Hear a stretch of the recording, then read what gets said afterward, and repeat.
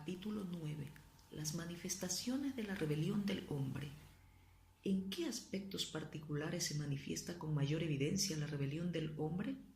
En las palabras, en los razonamientos y en los pensamientos.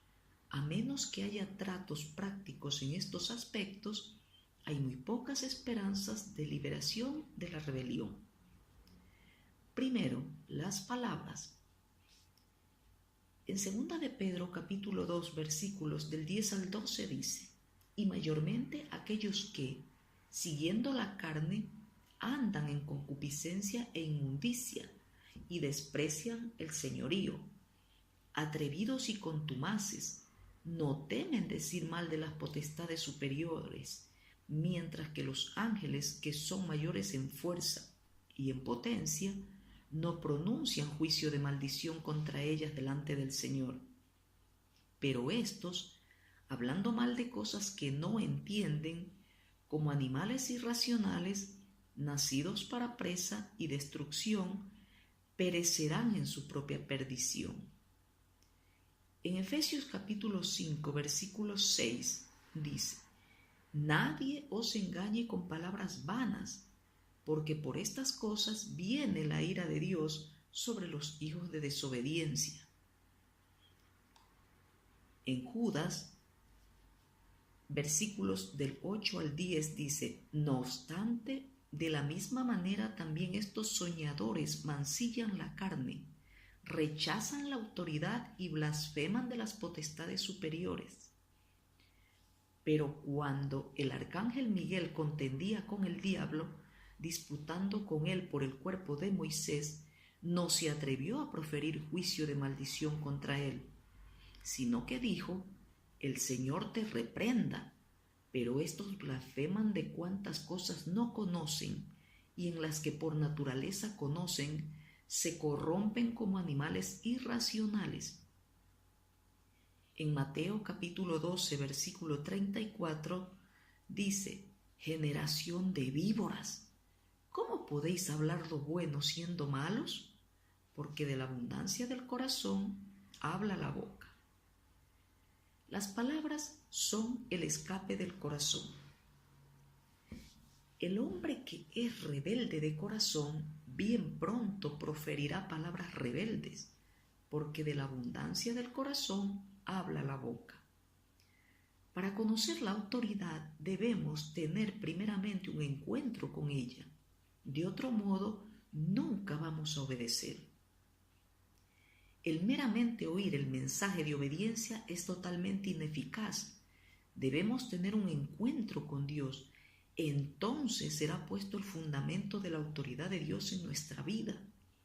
Después, cada vez que digamos una palabra rebelde, no, aún antes que la pronunciemos, nos daremos cuenta de nuestro pecado y de este modo seremos refrenados en nuestro corazón. Si hablamos palabras rebeldes sin restricción alguna y no sentimos ningún refrenamiento interior, quiere decir que, sin duda alguna, jamás hemos tenido un encuentro con la autoridad.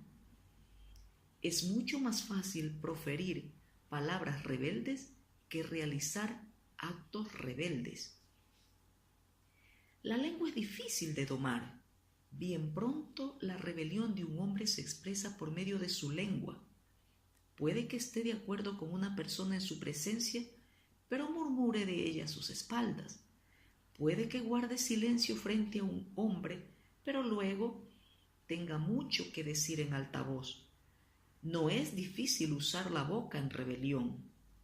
La gente de la sociedad actual es rebelde. Solamente sirve de labios y se somete aparentemente. La iglesia debe ser diferente. En ella debe haber obediencia de corazón. Se sabe fácilmente si hay o no esta clase de obediencia en una persona por las palabras que salen de su boca. Dios busca la obediencia de corazón. Eva añadió descuidadamente a la palabra de Dios. Cuando Eva fue tentada, agregó las palabras ni le tocaréis a la palabra de Dios en Génesis capítulo 3, versículo 3. Entendamos lo grave que es esto. El que conoce la autoridad de Dios jamás se atreverá a agregar ni una sílaba. La palabra de Dios es bastante clara.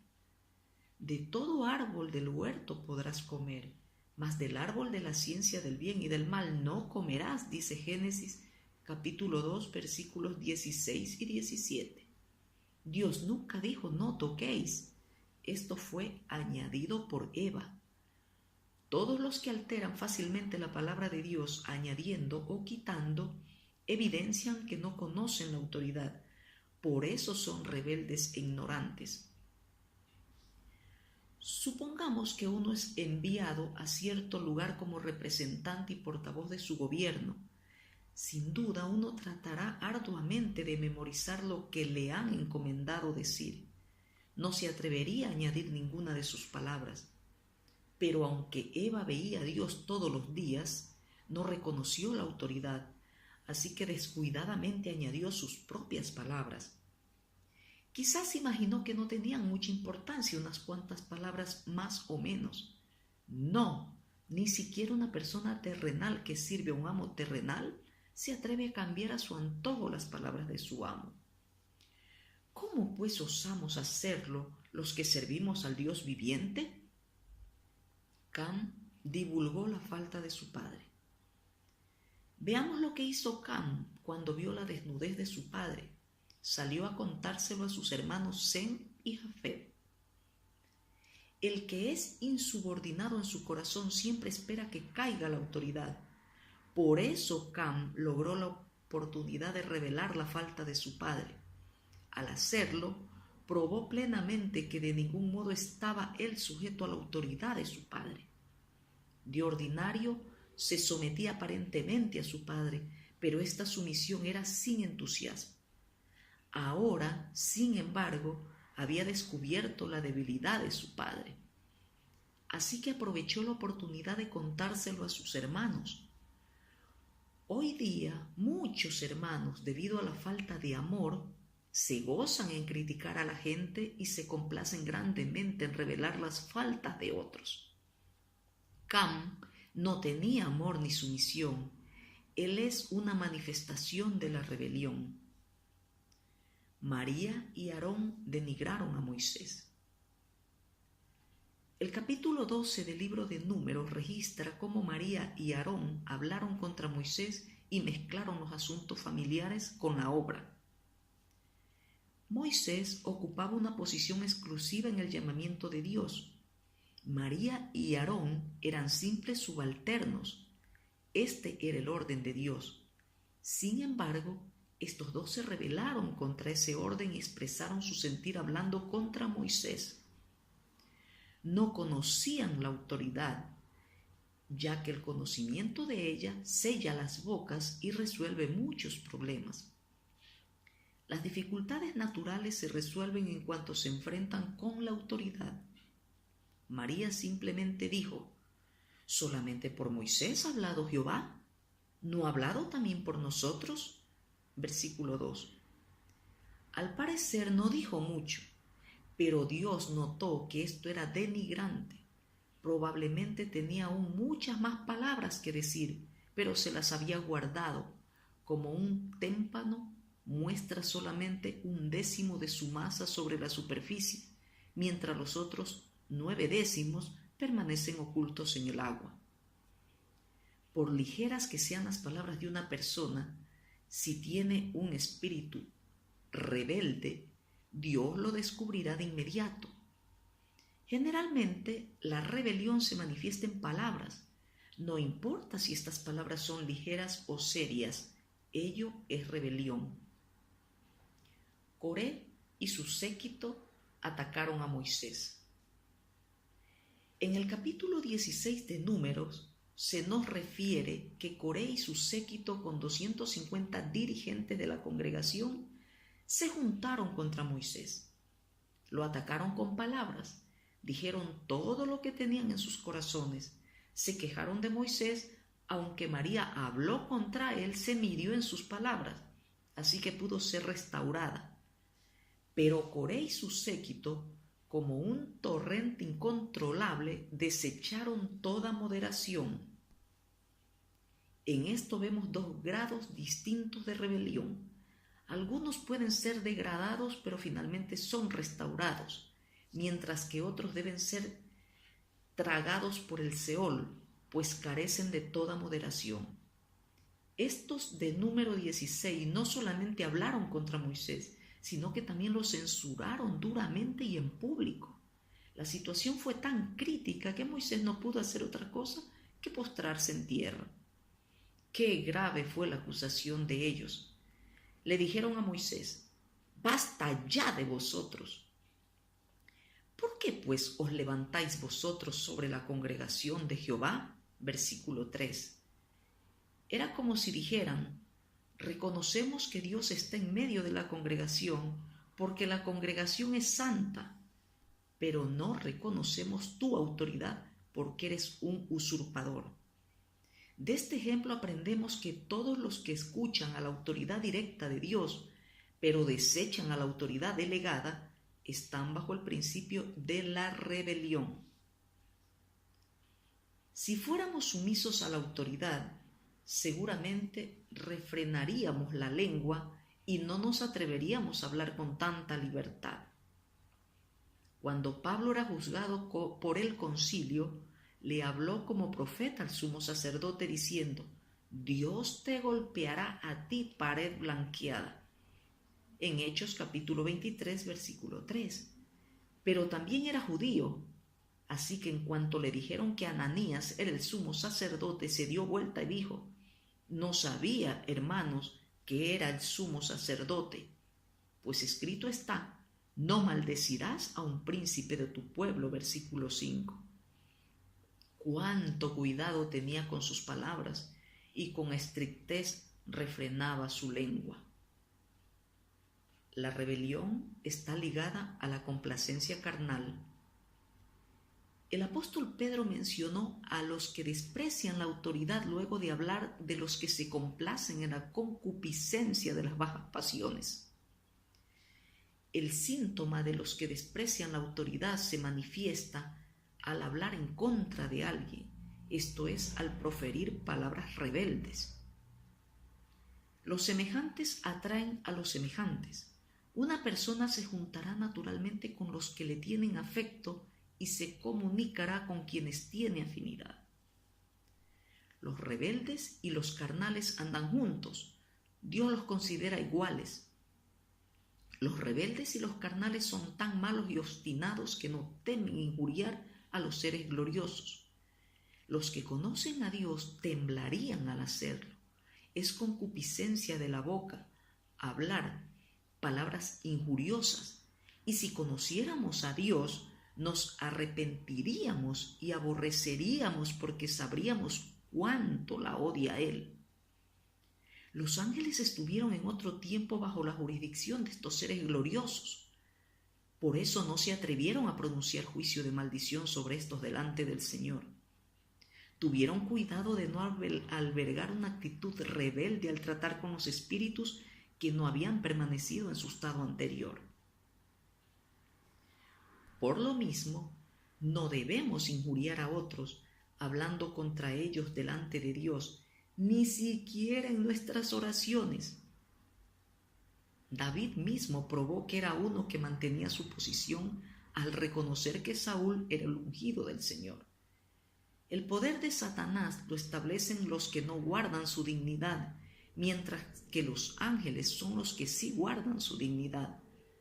Pedro usa a los ángeles para ilustrar este principio de mantenerse en su lugar con el fin de que tengamos más cuidado al respecto. Hay dos cosas que hacen que los cristianos pierdan su poder. Primero, el pecado, y segundo, el hablar mal de la autoridad. Cada vez que uno habla abiertamente contra otro, ello significa una pérdida de poder. La pérdida de poder es mayor cuando la desobediencia se expresa con palabras que cuando se le esconde en el corazón. El efecto de las palabras sobre el poder excede en gran medida a lo que comúnmente creemos. Es verdad que a los ojos de Dios, el pensamiento es considerado como igual al hecho. El que concibe el mal ya ha cometido ese mal. Por otra parte, el Señor dice, porque de la abundancia del corazón habla la boca. Mas yo os digo que de toda palabra ociosa que hablen los hombres, de ella darán cuenta en el día del juicio. Porque por tus palabras serás justificado y por tus palabras serás condenado, dice Mateo capítulo 12, versículo 34, 36 y 37. Esto indica que hay una diferencia entre las palabras y el pensamiento. Este puede encubrirse todavía, pero una vez que se habla la palabra, todo se revela. Los creyentes en el día de hoy pierden su poder tanto por sus palabras como por sus hechos, y en realidad pierden más poder por sus palabras. Todos los rebeldes tienen problemas con lo que hablan. Todos los que no pueden controlar sus palabras tampoco pueden controlarse a sí mismos. Dios censura enérgicamente a los rebeldes. Leamos de nuevo 2 de Pedro capítulo 2 versículo 12. Pero estos, como animales irracionales nacidos para presa y destrucción. ¿Puede haber en la Biblia palabras de censura más fuertes que las que se hallan aquí? ¿Por qué los reprende tratándolos de animales? Porque son muy insensibles. Siendo la autoridad el tema principal de la Biblia, hablar contra ella constituye el pecado más grave. Nuestra boca no debiera hablar descuidadamente. En cuanto conozcamos a Dios, nuestra boca estará en sujeción. No nos atreveremos a injuriar a las autoridades. El tener un encuentro con la autoridad crea en nosotros una conciencia de la autoridad, así como el Señor nos hace conscientes del pecado. Las dificultades de la iglesia se derivan frecuentemente de las palabras difamatorias. El hablar descuidadamente es la causa principal del rompimiento de la unidad de la iglesia y de la pérdida del poder. Probablemente la mayoría de las dificultades de la iglesia se deben hoy a las palabras difamatorias. Solo una parte menor de las dificultades son problemas reales. En efecto, la mayoría de los problemas de este mundo han sido creados por causa de las mentiras. Si en la iglesia dejamos de difamar, habremos eliminado la mayor parte de nuestras dificultades. ¿Cómo necesitamos confesar nuestros pecados delante de Dios y pedirle que nos perdone? Es preciso que terminemos completamente con nuestras palabras injuriosas delante de Dios. ¿Acaso alguna fuente hecha por una misma abertura agua dulce y amarga? Dice Santiago capítulo 3 versículo 11. De los mismos labios no deben salir palabras cariñosas y palabras denigrantes. Ojalá ponga Dios vigilancia en nuestros labios, y no solamente en nuestros labios, sino también en nuestro corazón, para que seamos librados de pensamientos rebeldes y palabras injuriosas. Quiera Dios que eliminemos para siempre a las palabras injuriosas. Segundo, las razones. En Romanos capítulo 9, versículos 11 al 24 dice: pues no habían aún nacido, ni habían hecho aún ni bien ni mal, para que el propósito de Dios conforme a la elección permaneciese, no por las obras, sino por el que llama. Se le dijo: el mayor servirá al menor, como está escrito: a Jacob amé, mas a Esaú aborrecí. ¿Qué pues diremos? ¿Que hay injusticia en Dios? En ninguna manera, pues a Moisés dice: tendré misericordia del que yo tenga misericordia, y me compadeceré del que yo me compadezca. Así que no depende del que quiere ni del que corre, sino de Dios que tiene misericordia. Porque la Escritura dice a Faraón: para esto mismo te he levantado, para mostrar en ti mi poder, y para que mi nombre sea anunciado por toda la tierra, de manera que de quien quiere tiene misericordia, y al que quiere endurecer endurece. Pero me dirás, ¿por qué pues inculpa? Porque ¿quién ha resistido a su voluntad? Mas antes, oh hombre, ¿quién eres tú para que alterques con Dios? Dirá el vaso de barro al que lo formó, ¿por qué me has hecho así? ¿O no tiene potestad el alfarero sobre el barro para hacer de la misma masa un vaso para honra y otro para deshonra? ¿Y qué si Dios, queriendo mostrar su ira y hacer notorio su poder, soportó con mucha paciencia los vasos de ira preparados para destrucción y para hacer notoria las riquezas de su gloria, las mostró para con los vasos de misericordia que Él preparó de antemano para gloria, a los cuales también ha llamado, esto es, a nosotros, no solo de los judíos, sino también de los gentiles? La difamación procede de la razón. La rebelión del hombre contra la autoridad se manifiesta en palabras, razones y pensamientos. Si no conoce la autoridad, hablará palabras denigrantes. Cam tenía sus razones para difamar a su padre, pues Noé estaba desnudo. María habló contra Moisés a raíz del casamiento de su hermano con una mujer cusita. Sin embargo, el que se somete a la autoridad vive bajo autoridad y no dentro de lo razonable.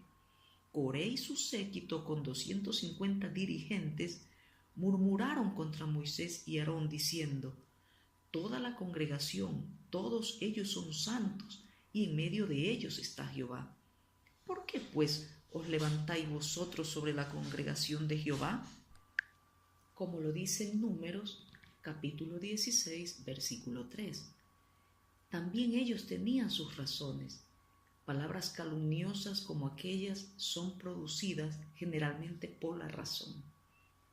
Datán y Abirán parecían tener razones más poderosas aún, pues contestaron a Moisés diciendo: ni tampoco nos has metido tú en tierra que fluye leche y miel, ni nos has dado heredades de tierras y viñas.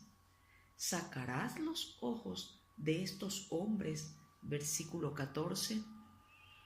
Lo que querían decir era que sus ojos podían ver con más claridad cómo era la tierra allí donde estaban. Cuanto más reflexionaban, tanto más poderosas parecían ser sus razones para desconfiar de Moisés. La razón no puede permitir la reflexión, puesto que lo único que ésta hará será agravarla aún más. La gente de este mundo vive en la esfera de la razón. ¿En qué pues nos diferenciamos de la gente mundana si también nosotros vivimos en esa esfera? Seguir al Señor exige la liberación de la razón. Es muy cierto que para seguir al Señor tenemos que sacarnos los ojos de la razón. ¿Qué es lo que gobierna nuestra vida? ¿La razón o la autoridad?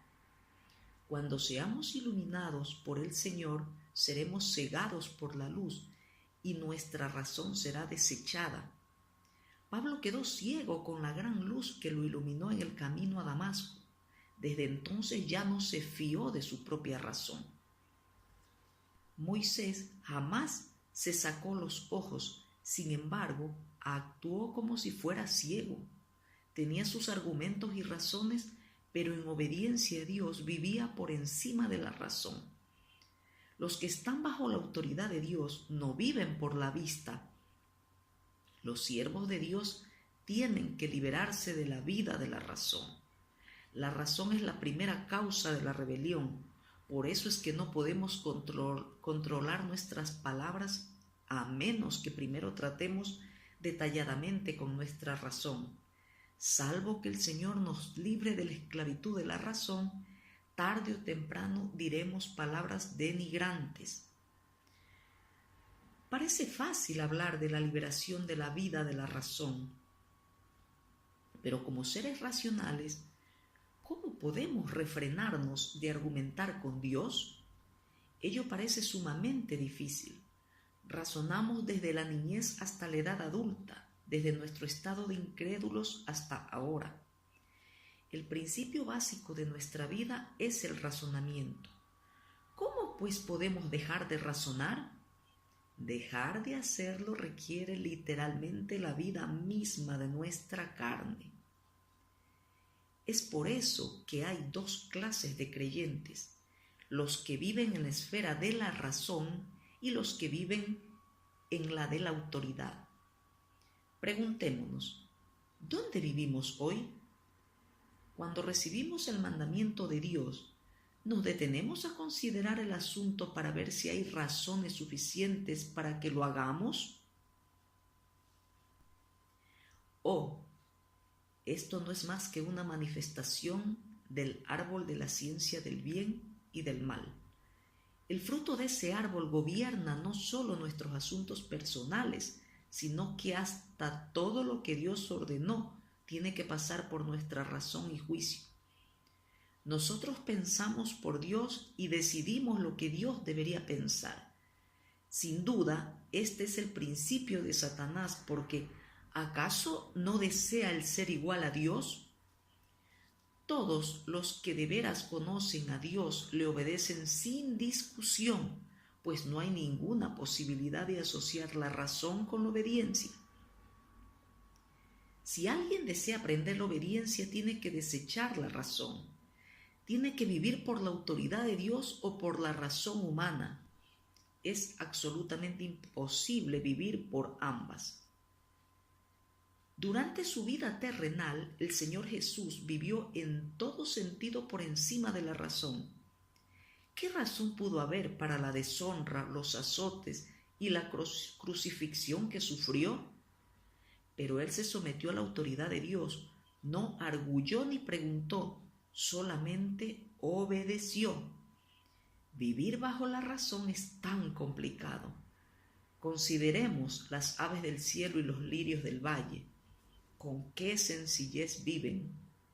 Cuanto más nos sometamos a la autoridad, tanto más sencillas serán nuestras vidas. Dios nunca argumenta.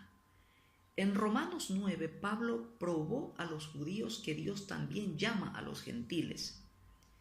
Él indica que de los descendientes de Abraham solo fue escogido Isaac y que de la simiente de Isaac solo fue escogido Jacob. Todo es según la elección de Dios. Así pues, ¿por qué no debería escoger Dios a los gentiles? Él puede tener misericordia del que Él tenga misericordia y compasión de quien Él se compadezca. Él ama al traicionero Jacob y aborrece al honesto Esaú. A lo menos esto es lo que suponen los hombres. Hasta endurece el corazón de Faraón. ¿Es pues injusto Dios? Pero Él se sienta en el trono de gloria arriba y todos los hombres están sujetos a su autoridad.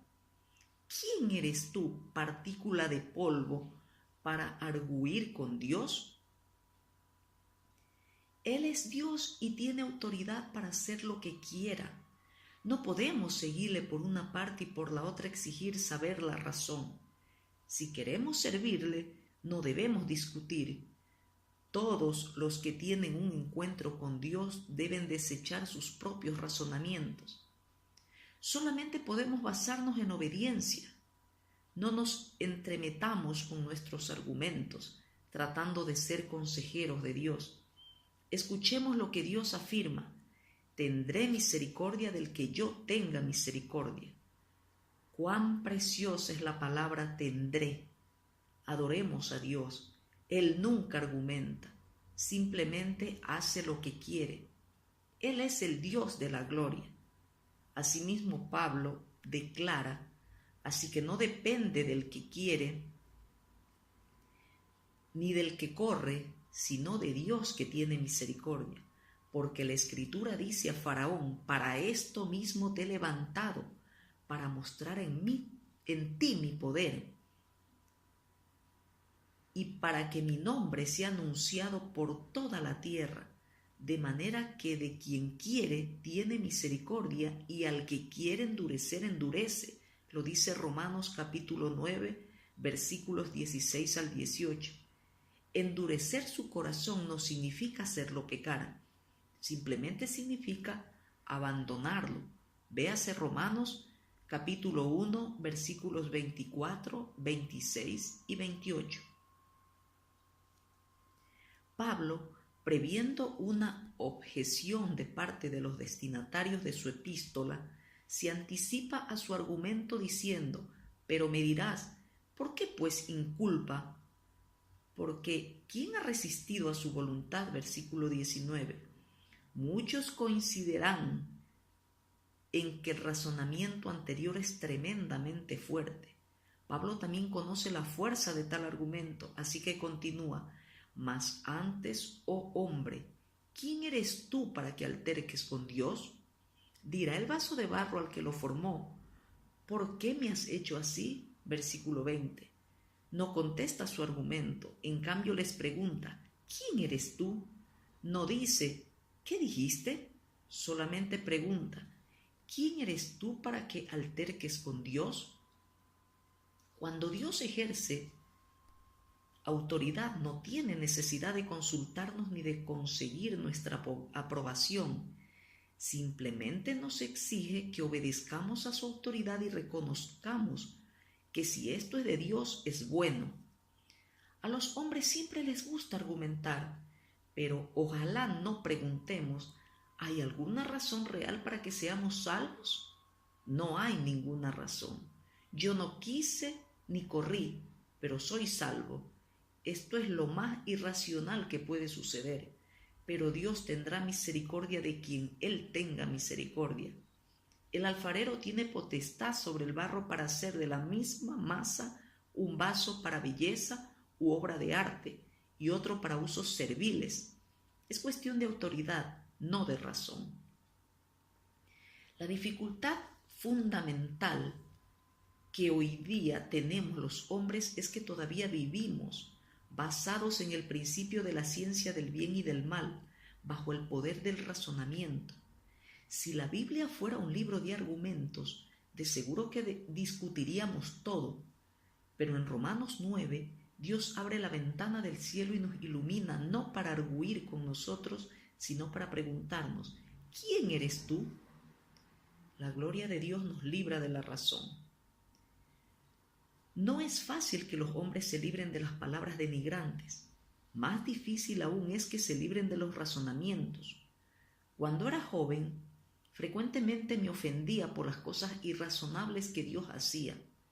Posteriormente leí Romanos 9 y por primera vez en mi vida tuve un pequeño contacto con la autoridad de Dios. Comencé a ver quién era yo, solamente un ser creado por Él, y me dije: ¿cómo me atrevo a replicarle impertinentemente con mis palabras más razonables? El que está por encima de todo vive en gloria inaccesible.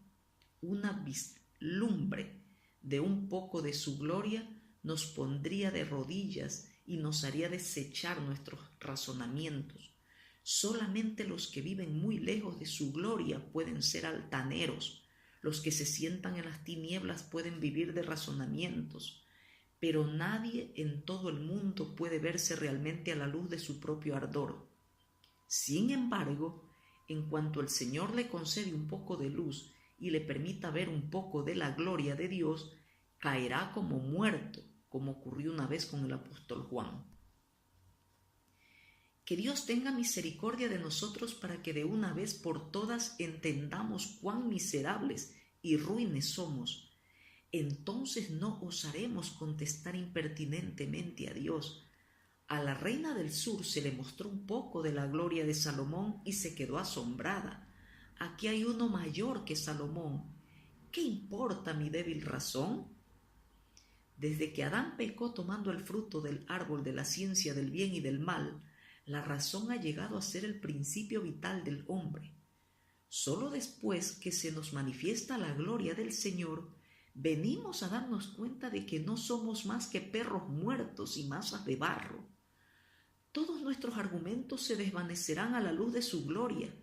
Cuanto más vive una persona en la gloria, tanto menos raciocina. Si alguien discute mucho, podemos saber que jamás ha visto la gloria. Durante estos años empiezo a aprender que frecuentemente Dios actúa sin razón. Aun cuando no entiendo lo que Él hace, todavía aprendo a adorarlo, porque no soy más que un siervo. Si hubiera entendido todos sus caminos, yo mismo me habría sentado en el trono. Pero una vez que veo que Él está muy arriba de mí, que solo Él es Dios en lo alto, me postro en polvo y cenizas, desapareciendo todos mis razonamientos. De aquí en adelante, solo la autoridad es real para mí. La razón, el bien y el mal ya no gobiernan mi vida. El que conoce a Dios se conoce a sí mismo y por lo tanto es librado de la razón. La manera de conocer a Dios es por medio de la obediencia. Ninguno de los que aún viven en sus razonamientos lo ha conocido. Tan solo los obedientes conocen verdaderamente a Dios. Así es como se elimina el conocimiento del bien y del mal que viene de Adán. De ahí en adelante nos es relativamente fácil obedecer.